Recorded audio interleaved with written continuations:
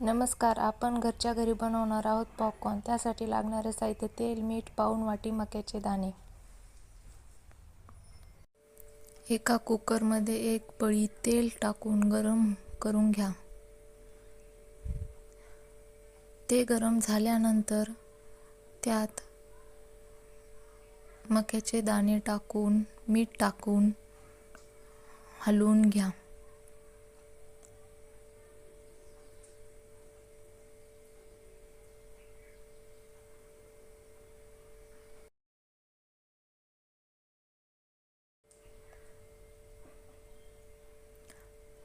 त्यानंतर 5 मिनिटांसाठी झाकण ठेवून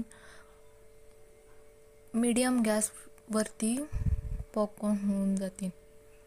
बघा, अशा प्रकारे किती छान पॉपकॉर्न तयार झाले.